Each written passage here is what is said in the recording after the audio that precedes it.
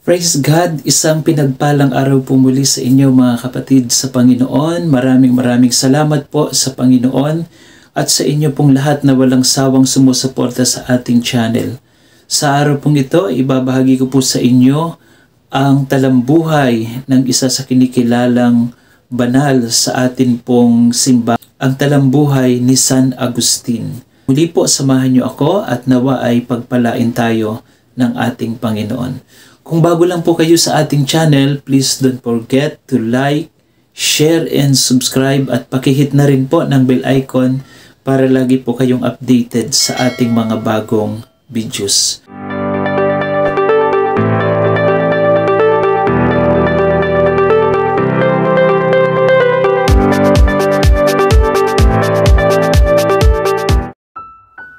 Ang talambuhay ni San Agustin. Si San Agustin ng Hipona ay isa sa pinakatanyag na santo at pilosopo ng simbahang Katolika. Ipinanganak siya sa Tagaste, kasing kahulugan ngayon ng Algeria sa Afrika. Ang kanyang ama na si Patricius ay isang pagano, samantalang ang kanyang ina na si Santa Monica ay isang debotong Kristiyano na walang tigil sa pananalangin para sa pagbabalik loob ng kanyang anak. Noong kabataan, si San Agustin ay matalino ngunit mapusok. Mahilig siya sa makamundong kasiyahan at naligaw sa iba't ibang aral tulad ng Manichaeism, isang maling katuruan na kumukontra sa pananampalataya.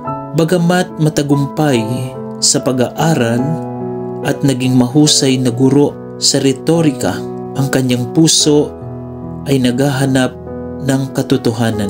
Dumating ang malaking pagbabago nang makilala niya si San Ambrosio, obispo ng Milan. Sa pakikinig sa mga homilya nito at sa matiyagang panalangin ni Santa Monica, unti-unting nabuksan ang puso ni Agustin sa pananampalataya. Isang araw, narinig niya ang tinig na nagsasabing, "Toli legi, kunin mo at basahin." Binuksan niya ang Biblia sa Roma, Kabanatang 13, talatang 13 hanggang 14. At doon niya natagpuan ang tawag ng Diyos. Taong 387, Anno Domini, siya ay bininyagan ni San Ambrosio. Pagbalik niya sa Afrika, itinatag niya ang isang komunidad ng pamumuhay para sa pagdarasal at pagninilay. Pagsapit ng 375 Anno Domini, siya ay naging obispo ng Hipona, kung saan nagsilbi siya ng higit 30 taon. Ipinagtanggol niya ang simbahan laban sa iba't ibang maling aral gaya ng Donatismo, Pelagianismo at Manichaeism. Si San Agustin ay kilala sa kanyang malalim na akda tulad ng Confucians, ang kanyang sariling kwento ng paghahanap at pagbabalik loob. The City of God, paliwanag tungkol sa kaharian ng Diyos at kaharian ng tao. On the Christian Doctrine, gabay sa pag-unawa sa kasulatan. Namatay siya noong 430 Anno Domini habang nilulusob ng mga barbaro ang Hipona. Sa kabila ng kaguluhan, nanatili siyang matatag sa pananampalataya. Hanggang ngayon, si San Agustin ay kinikilalang isa sa pinakamatalinong teologo at haligi ng katuroang Katoliko. Mga aral sa buhay ni San Agustin. Number 1. Walang huli sa pagbabalik loob sa Diyos. Matagal na nalayo si San Agustin sa pananampalataya, ngunit pinatunayan niyang anumang edad o yugto ng buhay, kayang baguhin ng Diyos ang puso ng tao. Habang may buhay, may pag-asa. Huwag mahiyang bumalik sa Diyos.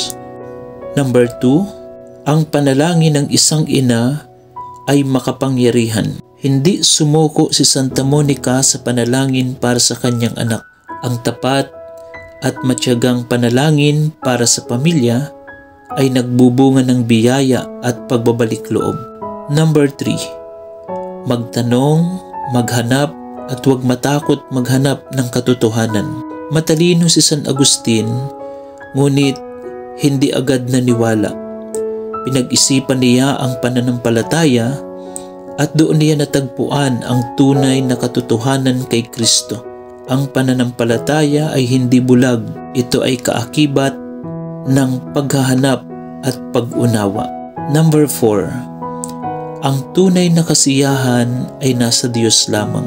Sinubukan ni San Agustin ang lahat ng makamundong aliw, ngunit sinabi niya, hindi mapalagay ang aming puso hanggat hindi ito nagpapahinga sa iyo. Hindi matutugunan ng mundo ang kailangan ng ating kaluluwa. Si San Agustin ay nagtuturo na walang huli sa pagbabalik loob sa Diyos at ang matatag na panalangin, lalo na ng pamilya, ay makapangyarihan. Ipinapakita ng kanyang buhay na ang tunay na kasiyahan ay hindi makikita sa mundo kundi kay Kristo lamang.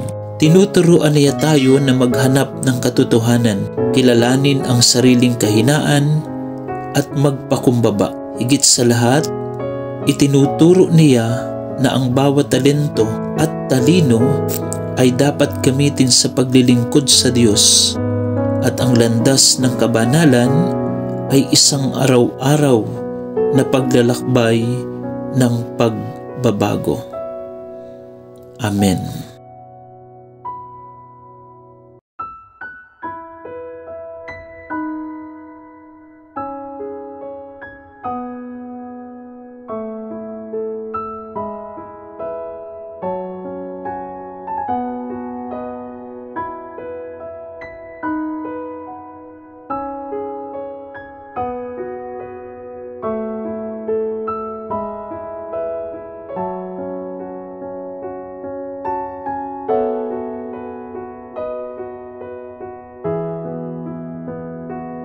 God, maraming salamat po muli sa inyong suporta sa ating channel.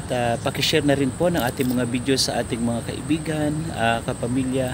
Don't forget to like, share, and subscribe kung bago lang po kayo sa ating channel.